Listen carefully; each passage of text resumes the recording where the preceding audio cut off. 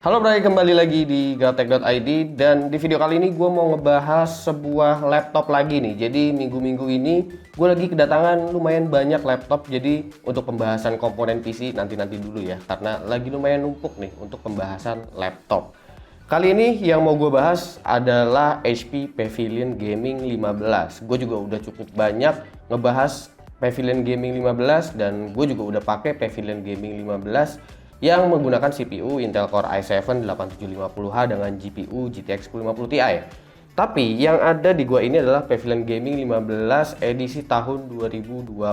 Yang ada di gua ini adalah versi yang menggunakan Intel Core i5 10300H dengan GPU RTX 2060 Max-Q. Dan tanpa perlu basa-basi lagi, gua akan langsung bahas saja mulai dari desainnya dulu seperti apa. Jadi untuk Pavilion Gaming 15 2020 ini sebenarnya secara desain ini masih sama seperti Pavilion Gaming yang lama. Konsepnya warna hitam plus hijau, meski sebenarnya terdapat varian yang warna black and white. Cuma untuk black and white itu sepertinya di Indonesia belum kelihatan. Cuma kata HP Indonesia sih katanya akan segera menyusul untuk versi black and white-nya untuk dimasukin ke Indonesia. Ada sedikit perbedaan sebenarnya untuk di bagian desain kali ini, di mana pada seri Pavilion Gaming sebelumnya area dalam itu punya aksen coating metal, tapi di versi baru kali ini lebih kelihatan matte dan polos gitu aja. Untuk material bodinya sendiri juga masih sama, keseluruhan menggunakan bahan ABS plastik. Lalu di area belakang juga diubah sedikit karena exhaustnya nggak lagi berbentuk grill tapi lebih terbuka lebar gitu. Untuk dimensi laptopnya juga sebenarnya nggak begitu kelihatan perubahannya, bahkan bisa dibilang masih sama-sama aja. Untuk dimensinya ini ada di angka 36 x 25,7 x 2,35 cm dengan bobot 2,3 kg. Ketebalan laptopnya dan bobotnya gue bisa bilang ini bukan termasuk laptop yang ringan tapi bukan laptop yang berat juga. Jadi bobotnya masih umum-umum aja. Hinge laptop ini bertumpu di tengah, itu membuat laptop ini seakan-akan layarnya jadi gampang goyang, padahal sebenarnya ini adalah engsel yang solid, dimana untuk engselnya itu dia memanjang nyatu langsung, bukan di kanan kiri yang kecil-kecil kayak gitu yang gampang rusak gitu ya. Jadi meskipun ini kelihatannya kayak agak-agak goyang gitu, padahal sebenarnya kalau kita ngecek di bagian bawahnya itu benar-benar solid. Keyboardnya memiliki travel yang dalam, LED berwarna hijau, tapi di sini HP selalu pingin keyboardnya kelihatan rata, sehingga panah atas bawah itu jadi terlalu kecil. Touchpadnya lebar, tapi kalau bicara feel-nya bukan yang paling istimewa. Untungnya, HP ngasih bundling Pavilion Gaming Mouse, jadi buat yang main game langsung bisa pakai mouse aja. Nah untuk display, ini displaynya menggunakan panel IPS level dengan resolusi Full HD, refresh rate-nya udah 144 Hz, tapi di sini HP nggak mengklaim apapun soal response time-nya, jadi jangan berharap ini panel response time yang rendah ya. Akurasi warna juga berkisar di 60% sRGB aja. Tapi menurut gua, seenggaknya ini adalah upgrade, dimana sebelum-sebelumnya seri Pavilion Gaming 15 itu selalu dikasih layar dengan refresh rate 60 Hz aja. Bezel juga udah cukup tipis di bagian kanan kirinya dan terdapat HD webcam di bagian atas. Lalu untuk I/O-nya, gue bisa bilang I/O-nya ini udah super lengkap. HP pun menghadirkan SD card reader di sini. Seluruh USB udah USB 3.1, terdapat USB Type-C yang mendukung power delivery. Tanda listrik di situ bukan logo Thunderbolt ya, melainkan penanda aja bahwa laptop ini bisa juga di-charge dengan adapter USB Type-C. Untuk spesifikasinya sendiri, HP Pavilion Gaming 15 yang gue pegang ini menggunakan CPU Intel Core i5 10300H, 4 core 8 thread, GPU-nya GeForce RTX 2060 Max-Q, RAM 8GB DDR4 2933 MHz, NVMe SSD 512GB, Wi-Fi 6 dengan Bluetooth 5, include dengan Windows 10 plus Office Home Student. Untuk opsi upgrade-nya, laptop ini bisa di-upgrade RAM-nya hingga 2x16GB untuk RAM-nya dengan rating DDR4 2933 MHz. Masih tersedia juga slot SATA 2,5 inch apabila kalian pingin nambahin storage seperti SSD SATA, dan untuk NVMe SSD-nya juga masih bisa diganti kalau memang ngerasa NVMe 512GB itu kurang. Mungkin mau pasang 1TB atau mau pasang 2TB itu masih bisa. Lalu yang selanjutnya mau gue bahas ini adalah soal sistem pendingin dari Pavilion Gaming 15 itu seperti apa. Jadi di laptop ini terdapat dua heat pipe lebar dan dua heat pipe kecil dengan copper block. Bagusnya area VRM juga diberikan heat pipe di sini. Dari heat pipe-nya sepertinya cooling laptop ini lebih fokus ke GPU.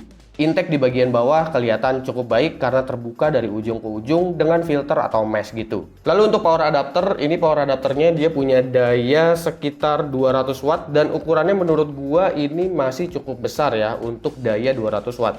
Karena biasanya yang gue temuin untuk ukuran-ukuran segini itu biasanya adalah power adapter di angka 230 atau di 240 watt. Lalu kalau kita ngomongin soal baterainya ini dia punya kapasitas 52 watt hour. Aktifnya Intel USD di laptop ini membuat laptop ini masih bisa bertahan hingga 7 jam untuk playback video dengan internet aktif jika menggunakan power saving. Lalu selanjutnya adalah utilities. Jadi HP di Pavilion Gaming 15 ini punya utilities yang namanya HP CoolSense. Dimana utilities ini simple karena cuma on off aja. Fungsinya juga emang cuma membuat sensor cooling lebih sensitif aja. Jadi ini bukan power profile yang dapat menurunkan atau meningkatkan performa. Terdapat Omen Command Center juga sebenarnya di sini, akan tetapi fungsinya hanya sekedar hardware monitoring dan network option aja. Oke, tanpa perlu basa-basi lagi, gua akan langsung bahas aja soal performa dari Pavilion Gaming 15 ini seperti apa. Kita mulai dari performa CPU dengan Cinebench R15. Dan di sini untuk kemampuan Core i5 10300H untuk kelas 4 core memiliki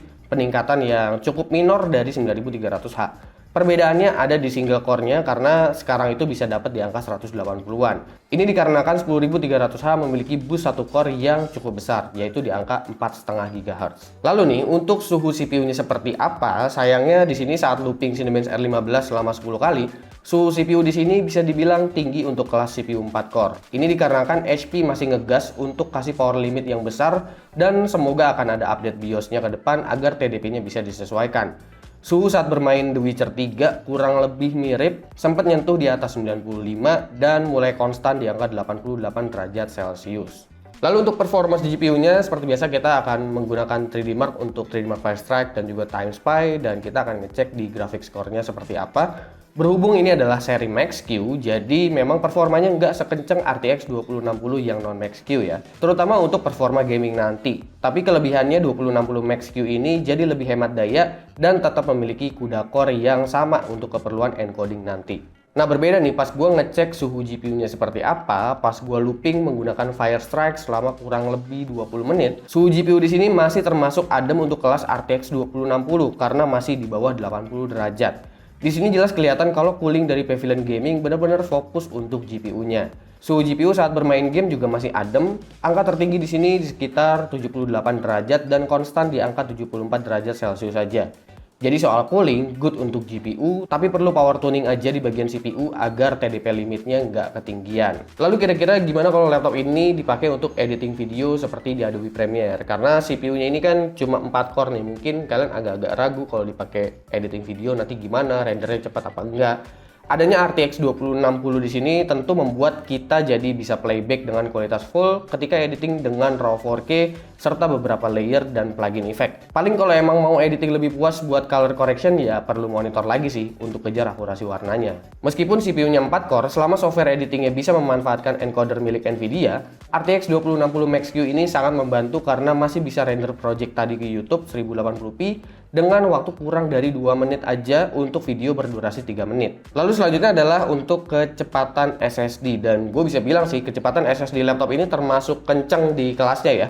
Anehnya write SSD ini lebih cepat malah. Tapi mungkin kalau diulang-ulang lagi tesnya bisa sama-sama dapat 3 GB per second sequential speed. Dan untuk performance gamenya seperti apa, gue rasa kalian langsung aja lihat hasilnya seperti apa. Ini dia hasil benchmarknya.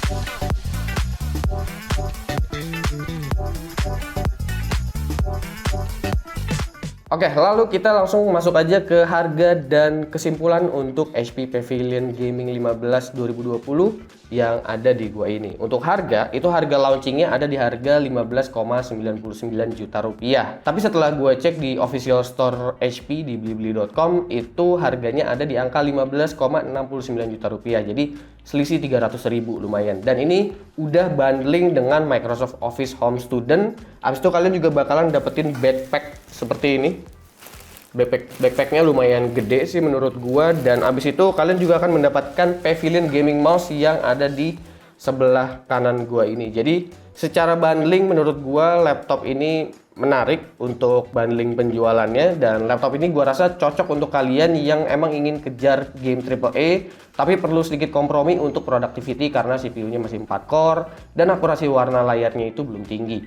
Tapi overall performance emang tertolong banget nih berkat adanya si RTX 2060 Max-Q di laptop ini, dan SSD bawaannya udah kenceng, menjadikan Pavilion Gaming 15 yang kalian lihat ini sebagai laptop dengan RTX 2060 termurah di tahun 2020, paling nggak saat video ini tayang. Oke, jadi kira-kira menurut kalian gimana soal HP Pavilion Gaming 15 yang satu ini? Apakah kalian tertarik dengan harga segitu, mendapatkan spek segitu, mendapatkan performance yang udah kalian lihat tadi juga? Kira-kira menurut kalian gimana? Silahkan komen di bawah dan kasih pendapat kalian masing-masing.